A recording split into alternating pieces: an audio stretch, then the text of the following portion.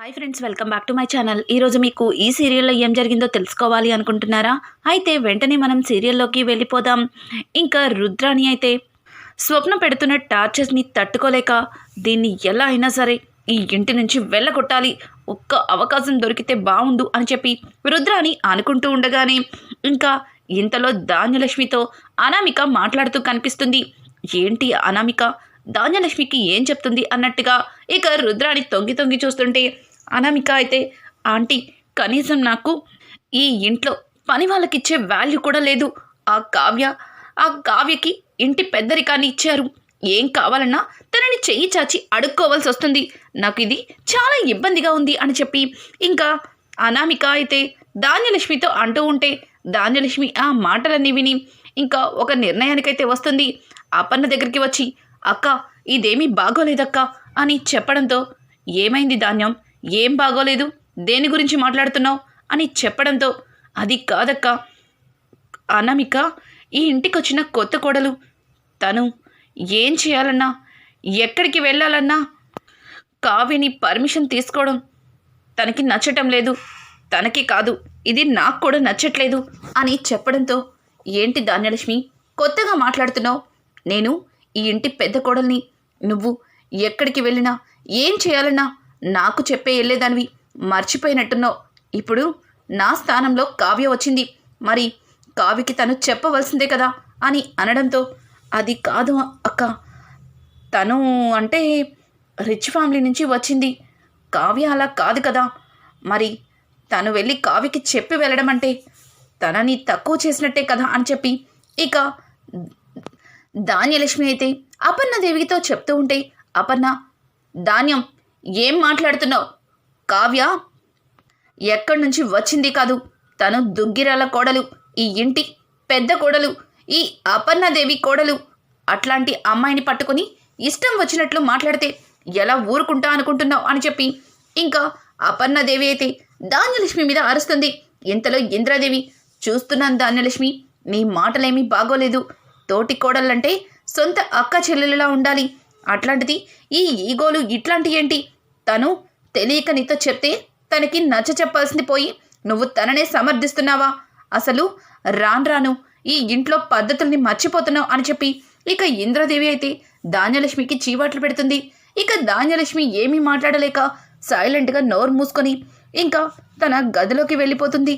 ఇదంతా చూసిన అనామిక, మా అత్తగారికి చెప్పి తప్పు చేశానేమో, తనతో పాటు ఇప్పుడు నేను కూడా ఇలాగే మూసుకొని ఇంట్లో కూర్చోవాలి అని చెప్పి అనామిక అనుకుని ఇక పైకి వెళ్తూ ఉండగా ఇంతలో రుద్రాని అనామిక చెయ్యి పట్టుకుని పక్కకి తీసుకెళ్తుంది. ఏంటి ఇంట్లో ఏదో కొత్త భూకంపాన్ని సృష్టించినట్టున్నావు అని అనడంతో, నేనే భూకంపాలు సృష్టించలేదు. మా అత్తగారు హక్కుల కోసం అడిగితే నోరు మూసుకుని మూలన కూర్చొని విన్నారుగా, మీరు కూడా సమాధానం చెప్పారు. నేను బయటికి వెళ్ళాలి అనుకుంటున్నాను, కానీ ఆ కావ్యని అడుక్కొని వెళ్ళాల్సిన అవసరం నాకు లేదు అని ఇక అనామిక అంటూ ఉంటే ఆ మాటలు విన్న రుద్రాని అయితే నీ దగ్గర డబ్బు ఉంటుంది కదా, లేదంటే మీ పుట్టింటికి ఫోన్ చేయి, వాళ్ళు రిచ్ ఫ్యామిలీ కదా, కావాల్సినంత డబ్బు ఇస్తారు, ఆ డబ్బుతో షాపింగ్ చేయి, అప్పుడైనా వీళ్ళకి సిగ్గేస్తుందేమో.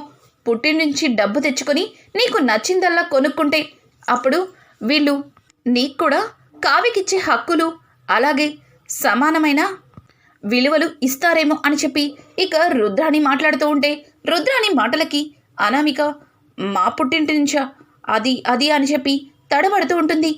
ఏంటమ్మాయి అలా తడబడుతున్నావు?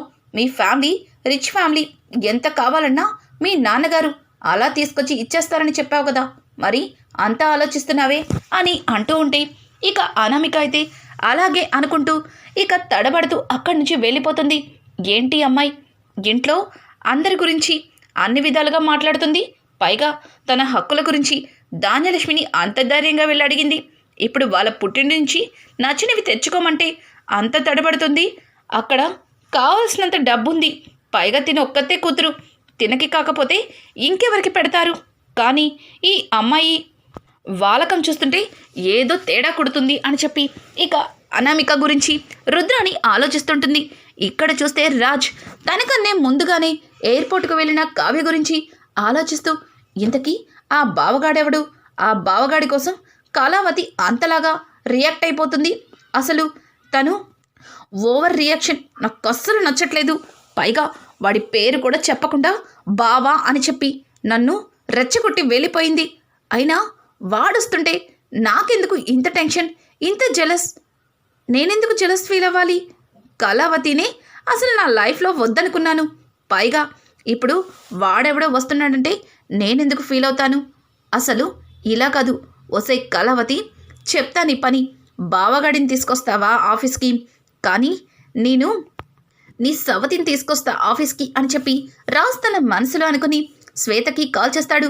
శ్వేత, నువ్వు అర్జెంటుగా ఎక్కడ ఉన్నా సరే 10 నిమిషాల్లో ఆఫీస్లో ఉండాలి అని చెప్పడంతో, రాజ్ ఏం మాట్లాడుతున్నావు? నేనేమి నీ ఆఫీస్లో వర్క్ చేయట్లేదు. నేనెందుకు ఆఫీస్కి రావాలి అని అనడంతో, అది కాదు శ్వేత, మనం ఆడుతున్న నాటకం గురించి నీకు తెలిసిందే కదా, అందుకే ఆఫీస్కి రా, నీతో కొంచెం మాట్లాడాలి అని అనడంతో, సరే రాజ్ వస్తాను. కానీ అక్కడ నువ్వు పదే పదే కావ్యని బాధ పెట్టినట్టు మాట్లాడితే మాత్రం చూస్తూ అస్సలు ఊరుకోను. ఈసారి నువ్వు అలా మాట్లాడితే నేను కావ్యకి నిజం చెప్పేస్తాను అని చెప్పి ఇక శ్వేత అయితే రాజ్తో అంటుంది. అది కాదబ్బా, ముందు నీకు ఇంపార్టెంట్ విషయం చెప్పాలి, ఇమీడియట్లీ ఆఫీస్కి బయలుదేరు అని చెప్పి ఇంకా శ్వేతతో చెప్పి రాజ్ అయితే కాల్ కట్ చేస్తాడు. ఆఫీస్కి వెళ్ళి రాజ్ శ్వేత కోసం ఎదురు చూస్తుండగా ఇంతలో శ్వేత రానే వస్తుంది. శ్వేత రావడంతోనే రాజ్ శ్వేత చెయ్యి తీసుకొని ఇక తన రూమ్లోకి తీసుకెళ్తాడు. ఏమైంది రాజ్, అంత కంగారు పడుతున్నావు? అర్జెంట్ మ్యాటర్ అన్నావు ఏంటి? ఏదైనా సర్ప్రైజ్ ప్లాన్ చేసావా అని అనడంతో, అబ్బా నువ్వు కూడా సర్ప్రైజ్ అని నాకు ఇంకొంచెం ఇరిటేషన్ తెప్పించద్దు. పొద్దుటి నుంచి కాదు రాత్రి నుంచి సర్ప్రైజ్ అన్న మాటతో చచ్చిపోతున్నాను అని చెప్పి, రాత్రి నుంచి ఆ సర్ప్రైజ్ అన్న మాటతో చాలా ఇరిటేషన్గా ఫీల్ అవుతున్నాను. మళ్ళీ నువ్వు అదే మాట ఎత్తి నాకు ఇంకాస్త కోపాన్ని తెప్పించుకు అని అనడంతో, సరే కూల్, ఇంతకీ ఏం జరిగింది? రాత్రి నుంచి సర్ప్రైజ్ అనే మాటతో ఇబ్బంది పడుతున్నావా? అసలు ఏమైంది? మళ్ళీ కావ్యతో ఏమన్నా గొడవ పడ్డావా అని అనడంతో, చిచ్చి, అది గొడవ పడ్డమా ఇంకేమన్నానా? అసలు కావ్య ఎంత కూల్గా మాట్లాడుతుందో తెలుసా? కావ్యని చూస్తుంటే నాకు పిచ్చి పడుతోంది. నిన్నటి వరకు నిన్ను చూసి జలస్గా ఫీల్ అయిన కావ్య అసలు మొత్తం మారిపోయినట్టుగా మాట్లాడుతుంది. పైగా మన ఇద్దరికి ప్రైవసీ ఇస్తానంటుంది.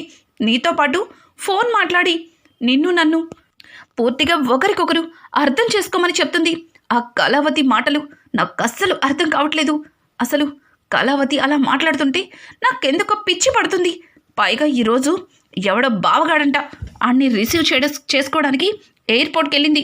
పైగా ఆ బావని డైరెక్ట్గా ఇక్కడికి తీసుకొస్తుందంట అని చెప్పడంతో ఇక శ్వేత అయితే రాజ్ని చూస్తూ నవ్వుతూ ఉంటుంది. రాజ్ అయితే శ్వేత అలా నవ్వడాన్ని చూసి, ఏంటి శ్వేత, నీకు జోక్గా ఉందా? నన్ను చూసి నవ్వుతున్నావు అని అడగడంతో, లేదు రాజ్, నువ్వు కావ్యని ప్రేమిస్తున్నావా అని అడగడంతో, ఏయ్ ఇంకొక్కసారి ఆ మాట అంటే అస్సలు ఊరుకోను. నువ్వు కాబట్టి వదిలేస్తున్నాను. నేను కావ్యని ఎందుకు ప్రేమిస్తాను? కావ్యని ప్రేమించేటట్టయితే తనకెందుకు విడాకులు ఇస్తానంటాను? నువ్వు పొరపాటు పడుతున్నావు అని అనడంతో ఇక శ్వేత అయితే, లేదు రాజ్, నువ్వు కావ్యని ప్రేమిస్తున్నావు. నీ మాటల్లోనే కావ్య మీద ఎంత ప్రేమ ఉందో అర్థమవుతుంది. కావ్యని నీ నుంచి విడిపోవాలని నువ్వు చేస్తున్న ప్రయత్నాలు ఒక ఎత్తు అయితే, కావ్య ఇప్పుడు ఎవరో ఒక వ్యక్తి కోసం ఎయిర్పోర్ట్కి వెళ్ళింది అనగానే నీలో జలస్ మొదలైంది. నీకింకా అర్థం కాలేదా అని అనడంతో, ఏయ్ అసలేం మాట్లాడుతున్నావు? పిచ్చి ఏమన్నా పట్టిందా? నేనేంటి కావ్య విషయంలో జలస్ ఫీల్ అవ్వడం ఏంటి? అసలు ఆ కళావతి నా జీవితంలోనే వద్దు అనుకున్నాను. అట్లాంటి కళావతి మీద నేను జలస్ ఫీల్ అవుతానా? బావగాడొస్తే నాకేంటి, ఆడు చస్తే నాకేంటి అని చెప్పి రాజ్ అయితే ఇక శ్వేతతో మాట్లాడుతూ ఉంటాడు. ఇంతలో కార్ వచ్చి ఆఫీస్ ముందుకు ఆగుతుంది. ఇక కార్ ఆగడంతో వెంటనే రాజ్, అదిగో వచ్చేసినట్టున్నాడు ఆ కావ్య బావ, పద చూద్దాం అని చెప్పి వెంటనే విండోలో నుంచి రాజ్ అయితే తొంగి చూస్తుంటాడు. కారులో నుంచి ఎవరు దిగుతారా అని. పైగా 6 అడుగులు ఉంటాడంట, ఎర్రగా ఉంటాడంట, చాలా అందంగా ఉంటాడంట అని రాజ్ అయితే ఇంకా కావ్య చెప్పిన మాటల్ని ఒక్కొక్కటిగా గుర్తు చేసుకుంటూ తెగ ఫీల్ అయిపోతూ ఉంటాడు. ఏంటి రాజ్, కావ్య ఎవరితో వస్తే నీకెందుకు అన్నప్పుడు ఎందుకు ఇక్కడ నుంచుని ఇలా కాచుకుని చూడ్డం, పైగా ఎర్రగా ఉంటాడు బుర్రగా ఉంటాడు అని చెప్పి ఎందుకు ఎందుకు ఈ మాటలని అని ఇక అనామిక శ్వేత అడుగుతూ ఉంటే శ్వేత మాటలకి, శ్వేత అసలు ఎవరొస్తున్నారో తెలుసుకోవాలి కదా, ఎవరొస్తే నాకెందుకు కానీ మామూలుగా తెలుసుకుందామని ఇక్కడొచ్చి నుంచున్నాను అని చెప్పి రాజైతే తల పక్కకి తిప్పుతున్నట్టే కళ్ళని మాత్రం పక్కగా తిప్పుతూ దొంగ చూపులు చూస్తూ ఉంటాడు. ఇక అదంతా చూస్తున్న శ్వేత తనలో తను నవ్వుకుంటూ తన మనసులో రాజ్ కావ్యని ఎంతలా ప్రేమిస్తున్నాడో రాజ్కి అర్థం కావట్లేదు. అనవసరంగా రాజ్ కావ్యని దూరం చేసుకుంటున్నాడు అని చెప్పి శ్వేత అయితే అనుకుంటుంది. ఇదంతా ఇలా ఉండగా కారులో నుంచి ఇక కావ్య దిగి, బావా రా బావా, నువ్వు ఎప్పుడెప్పుడు కారులోంచి దిగుతావా అని కొంతమంది దొంగచాటుగా ఎగిరెగిరి మరీ చూస్తున్నారు అని చెప్పి కావ్య అయితే ఇక వాళ్ళ బావని చాలా ప్రేమగా పిలుస్తూ రాజ్ వైపు చూస్తుంది. రాజ్, ఏంటి చూసావు కదా దాని పొగరు, దొంగచాటుగా ఎప్పుడెప్పుడు దిగుతాడా అని నేనంట ఎగిరెగిరి చూస్తున్నానంట, నాకేమవసరం, అసలు నేనెందుకు చూస్తాను అని చెప్పి రాజు ఒక అడుగు ముందుకేసి మళ్ళీ వెనక్కి ఇలా తొంగి చూస్తాడు. ఇక శ్వేత అయితే, ఏంటి రాజ్ ఈ చిన్నపిల్లల ఆటలు, నీకు కావ్య ఇష్టమైతే ఇష్టమని చెప్పు, మళ్ళీ ఎందుకు ఇవన్నీ, తను వాళ్ళ బావతో వస్తే జలస్ ఫీల్ అవుతుంది నువ్వు, పైగా తనంటే ఇష్టం లేదు అని చెప్తున్నావు, నాకేంటో అస్సలు అర్థం కావట్లేదు, అనవసరంగా నన్ను అర్జెంటు ఇంపార్టెంట్ అని చెప్పి పిలిపించావు అని చెప్పి శ్వేత మాట్లాడుతూ ఉంటుంది. ఇక ఇంతలో కావ్య వల్ల బావ డోర్ ఓపెన్ చేసి కిందకి అడుగు పెడతాడు. ఒక్కసారిగా రాజ్ అతన్ని చూసి కళ్ళు పెద్దవి చేస్తాడు, నోరు వెళ్ళబెడతాడు. ఇక కావ్య అయితే, చూసింది చాలు, మా బావకి దిష్టి తగులుతుంది అని చెప్పి రాజ్తో అంటుంది. రాజ్ అయితే, ఇదేంటిది ఇక్కడి నుంచి చూస్తున్నా అది నన్నే గమనిస్తుందా ఇలా అంటుంది. ఇది అన్నట్టు నిజంగానే వీడు ఎర్రగా బుర్రగా ఉన్నాడు, నాకన్నా హ్యాండ్సమ్గా ఉన్నాడా, శ్వేత నువ్వు చెప్పు, వాడు బాగున్నాడా నేను బాగున్నానా అని అడగడంతో శ్వేత నవ్వుతూ, ఏమైంది రాజ్ నీకు అని అడుగుతుంది. ముందు నువ్వు చెప్పు, వాడు బాగున్నాడా నేను బాగున్నానా, మా ఇద్దరిలో ఎవరు బాగున్నారో చెప్పు అని అనడంతో ఇక శ్వేత నవ్వుతూ ఏమీ మాట్లాడకుండా తల కిందకి దించుకుంటుంది. ఏంటి శ్వేత నవ్వుతున్నావు, సరేలే నేనే చూసుకుంటాలే, నిన్నేం అడగను అని రాజ్ మొహం ముడుచుకొని ఇంకా ఎండీ సీట్లో కూర్చుని దర్జాగా కాలు మీద కాలేసుకొని ఇక శ్వేతతో ఏదో మాట్లాడుతున్నట్టు యాక్ట్ చేస్తాడు. ఇంతలో కావ్య అయితే వాళ్ళ బావని చెయ్యి పట్టుకొని లోపలికి తీసుకొస్తుంది. అక్కడ ఉన్న వాళ్ళందరికీ కూడా వాళ్ళ బావని పరిచయం చేస్తుంది. అతను కూడా వాళ్ళందరికీ హాయ్ చెప్తాడు. అలాగే మరి నీ హస్బెండ్ని చూపించవా అని అనడంతో ఇంతలో రాజే బయటికి వచ్చి, ఏంటి ఎవడీడు, అచ్చో దసరా వేషాలు వేసినట్టున్నాడు అని అడగడంతో వెంటనే అతను నవ్వుతూ, సూపర్ కామెడీ బ్రో, నువ్వు చాలా కామెడీగా మాట్లాడతావు అనుకుంటా అని చెప్పి ఇక రాజైతే అతనితో నవ్వుతూ మాట్లాడతాడు. నేనేమి జోకులు చేయట్లేదు, ఎక్కడ మండుతుంది, నీకు అర్థం కాక జోక్ అనుకుంటున్నావు అని చెప్పి రాజైతే తన మనసులో అనుకుంటాడు. ఇంకా కావ్య అయితే, ఏంటి ఎక్కడ కాలుతున్న వాసన వస్తుంది అని చెప్పి రాజ్ని యగాదిగా చూస్తుంది. రాజ్ అయితే ఏమీ మాట్లాడకుండా, ఇప్పటికైనా ఇతని పేరు చెప్తావా చెప్పవా అని అడగడంతో, మా బావ పేరు ఛీ నాకు సిగ్గేస్తుంది, నేను చెప్పను, మా బావంటే బావే అని చెప్పి ఇక కావ్య సిగ్గుపడుతూ పక్కకి వెళ్ళిపోతుంది. ఒసే కళావతి, నువ్వు సిగ్గుపడకే, నువ్వు సిగ్గుపడుతున్నప్పుడల్లా నాకు చచ్చిపోవాలనిపిస్తుంది, వీడిని తీసుకొచ్చి నా ఆఫీస్లోనే నిలబెడతావా, చెప్తా. శ్వేత డార్లింగ్, నువ్వేంటి ఇంతవరకు టిఫిన్ చేయలేదా, అసలు టిఫిన్ తినకపోతే నీ ఆరోగ్యం ఏమవుతుంది, దా మన ఇద్దరం రెస్టారెంట్కి వెళ్దాం అని చెప్పి ఇక రాజైతే శ్వేత భుజం మీద చెయ్యి వేసి రెస్టారెంట్కి తీసుకెళ్దామని ముందుకి అడుగు వేస్తాడు. ఇక ఇంతలో కావ్య, బావా నువ్వు ఇండియన్ ఫుడ్ ఇంతవరకు తినలేదు కదా, నీకోసం కష్టపడి మరి నా చేతులతో టిఫిన్ చేసి తీసుకొచ్చాను, పెసరట్టు ఉప్మా, నీకు చాలా ఇష్టం కదా, రా బావా ఈరోజు నా చేతులతో నేనే నీకు తినిపిస్తాను అని చెప్పి కావ్య అయితే ఇక తన క్యాబిన్లోకి అతన్ని తీసుకెళ్తుంది. టిఫిన్ కానీ ముందడుగు వేసిన రాజ్ అక్కడికక్కడే ఆగిపోతాడు. అమ్ముది నేసాలో అని అనుకుంటూ వెనక్కి తిరిగి చూసి ఇక క్యాబిన్ వైపు పరిగెడతాడు. ఇంతలో శ్వేత, ఏమైంది రాజ్, హోటల్కి వెళ్దామన్నావు, టిఫిన్ చేద్దామన్నావు అని అంటుంటే, చూడు శ్వేత, నీ ఆకలిగా ఉంటే ఆ టిఫిన్ ఏదో ఇక్కడికే తెప్పిస్తాను, ఇక్కడ నాకు కడుపు మండిపోతుంది అని రాజ్ అయితే ఇక క్యాబిన్ వైపు దొంగచాటుగా తొంగి తొంగి చూస్తాడు. రాజ్ చూడ్డం గమనించిన కావ్య టిఫిన్ క్యారియర్ ఓపెన్ చేసి ఇంకా ప్లేట్లో పెడుతుంది. అలాగే అతనికి నేనే తినిపిస్తాను అన్నట్టుగా తన చెయ్యి పెడుతుంటే, ఏంటి కావ్య, ఇంకా నిన్ను చిన్నపిల్లాన్ని అనుకుంటున్నావా? ఇప్పుడు నేను కూడా పెద్దవాడిని అయ్యాను, పర్వాలేదులే, నా చేత్తో తింటాను అని చెప్పి ఇక కావ్య బావ తన చేతులతో టిఫిన్ తింటూ ఇంకా కావ్యతో చాలా బాగా మాట్లాడుతూ క్లోజ్గా మూవ్ అవుతూ ఉంటాడు. అదంతా చూసిన రాజైతే అస్సలు తట్టుకోలేడు.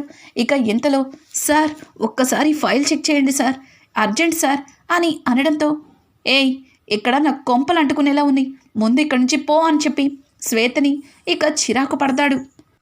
శృతిని చిరాకు పడతాడు.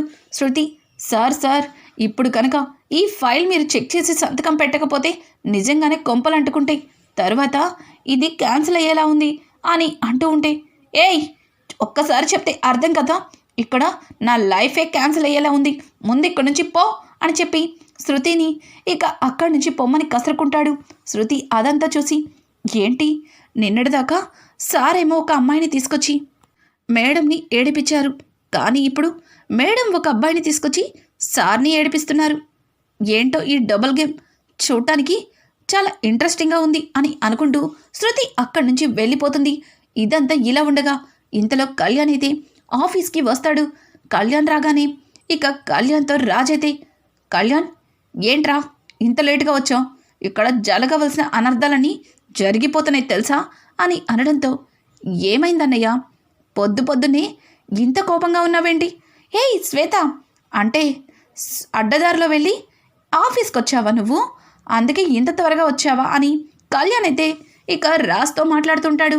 కళ్యాణ్ మాటలకి రాజ్, ఏం మాట్లాడుతున్నావురా, అడ్డదారేంటి, అడ్డదారిలో వెళ్తుంది నేను కాదు, ఒక్కసారి అటు చూడు, మీ వదిన వాళ్ళ బావతో ఎంత ఓవర్ చేస్తుందో అని చెప్పి రాజ్ అంటూ ఉంటే, అది చూసిన కళ్యాణ్, ఏంటి వదిన వాళ్ళ బావ వచ్చేసారా, అయితే ఇంకా ఫుల్ పార్టీనే అని అంటుంటే, ఏంట్రా మీ వదిన అలాగే వాళ్ళ బావ అక్కడ ఎంత ఓవర్ చేస్తున్నారో చూడమంటే ఇంత హ్యాపీగా ఫీల్ అవుతున్నావేంట్రా, దుర్మార్గుడా, నిజంగా నువ్వు నా తమ్ముడివేనా, లక్ష్మణుడు అన్నావు, ఇదేనా, చూడు రావణాసురుడు వచ్చాడు అని అంటూ ఉంటే, లేదన్నయ్య నువ్వు పొరపాటు పడుతున్నావు, అతను రావణాసురుడు కాదు, నువ్వు అనవసరంగా వదిన్ని అపార్థం చేసుకుంటున్నావా, లేకపోతే వాళ్ళ బావను అపార్థం చేసుకుంటున్నావా? నువ్వు శ్వేత క్లోజ్ ఫ్రెండ్స్, మీ ఇద్దరిది కూడా కాలేజ్ డేస్ నుంచి ఫ్రెండ్షిప్, మీరిద్దరూ కలిసి ఎక్కడెక్కడికో వెళ్తున్నారు, అలా అని వదిన ఈ రాముడి మీద అనుమానం పడిందా? లేదు కదా, మరి నువ్వేంటో అన్నయ్య ఇలా మాట్లాడుతున్నావు అని చెప్పి కళ్యాణ్ అయితే రాజ్ని ఇంకాస్త రెచ్చగొట్టి అక్కడి నుంచి కావ్య దగ్గరికి వెళ్తాడు. హాయ్ బ్రో అని చెప్పి అతన్ని పరిచయం చేసుకుంటాడు. ఇంతలో కావ్య కూడా నవ్వుతూ, ఏంటి అక్కడ మీ అన్నయ్యకి మండిపోతున్నట్టుంది అని అడగడంతో, మండడం ఏంటి, అక్కడ కాలిపోయి పొగలు కూడా బయటకు వస్తున్నాయి వదిన, ఇంకా అన్నయ్యని రెచ్చగొడితే అన్నయ్యే తన నోటితో నిన్ను ప్రేమిస్తున్నాను అన్న నిజాన్ని బయట పెడతాడు అని చెప్పి ఇంకా కళ్యాణ్ అయితే కావ్యకి ఇంకాస్త హెల్ప్ చేస్తాడు. ఇదంతా ఇలా ఉండగా రాజ్ తన క్యాబిన్లోకి వెళ్ళి అటు ఇటు కాలు కాలిన పిల్లలా తిరుగుతాడు. ఇక శ్వేత ఇదంతా గమనించి రాజ్ దగ్గరికి వెళ్తుంది. ఏంటి రాజ్, ఏమైంది, అసలు ఆఫీస్కి వచ్చినప్పటి నుంచి చూస్తున్నాను, నిన్ను చూస్తుంటే నాకేం అర్థం కావట్లేదు అని అంటూ ఉంటే, ఏం అర్థం కాకపోవడం ఏంటి, ఏం చేస్తున్నా నేను, నీకు అర్థం కానట్టుగా ప్రవర్తిస్తున్నానా అని చెప్పి రాజ్ మాట్లాడుతూ ఉంటే, రాజ్ మాటలకి శ్వేత అయితే, రాజ్ నువ్వు కోప్పడను అంటే వింటాను అంటే ఒక విషయం చెప్తాను, నువ్వు కావ్యని నీకు తెలియకుండానే ప్రేమిస్తున్నావు, అందుకే నువ్వు కావ్య వేరే వ్యక్తితో కనిపిస్తుంటే తట్టుకోలేకపోతున్నావు, నీలో నువ్వు సతమతమైపోతున్నావు, అది ఎవరికి చెప్పుకోవాలో అర్థం కాక పిచ్చివాళ్లాగా బిహేవ్ చేస్తున్నావు అని అనడంతో, లేదు నువ్వు తప్పుగా అబద్ధం చేసుకున్నావు. అదేం లేదు, ఆ కళావతిని నేనేం ప్రేమించట్లేదు అని రాజ్ అంటుంటే, చూడు రాజ్, నువ్వు ఎంత కాదని చెప్పినా నీ కళ్ళు నిజం చెప్తున్నాయి. నీ కళ్ళల్లో కావ్య మీద ఉన్న ప్రేమ నాకు కనిపిస్తుంది. ఎందుకు రాజ్ నీ మనసును నువ్వు చంపుకుంటున్నావు? నువ్వు తప్పు చేస్తున్నావు. ఇప్పటికైనా వెళ్ళి కావ్యని నువ్వు ఎంతలా ప్రేమిస్తున్నావో తనకి అర్థమయ్యేలా చెప్పు. ఈ విడాకులు ఇవన్నీ కూడా పక్కన పెట్టేసి తనతో సాఫీగా నీ జీవితం సంతోషంగా గడుపు. అనవసరంగా సంతోషంగా ఉండవలసిన టైంలో ఎందుకు ఈ గొడవలు అని చెప్పి ఇక శ్వేత అయితే రాజ్కి చెప్పవలసిన 4 మాటలు చెప్పి అక్కడి నుంచి వెళ్ళిపోతుంది. శ్వేత చెప్పిన మాటల్ని ఇక రాజ్ అయితే ఒక్కొక్కటి గుర్తు చేసుకుంటాడు. కళావతి మీద తనకున్న ప్రేమని తనకు తానే తెలుసుకునేలా ఆలోచిస్తుంటాడు. ఇంకా ఇదంతా ఇలా ఉండగా కావ్య వాళ్ళ బావతో కలిసి నిజంగానే రాజ్ మనసులో తన మీద ఉన్న ప్రేమని బయటికి తీస్తుందా? రాజ్ అదంతా చూసి కావ్య మీద ఉన్న ప్రేమ చెప్పగలుగుతాడా? రానున్న ఎపిసోడ్స్ అయితే మరింత ఇంట్రెస్టింగ్గా మారబోతున్నాయి. ఈ వీడియో మీకు నచ్చినట్టయితే లైక్ చేసి సబ్స్క్రైబ్ చేసుకోవడం మాత్రం మర్చిపోకండి. Thanks for watching. Hi friends, welcome back to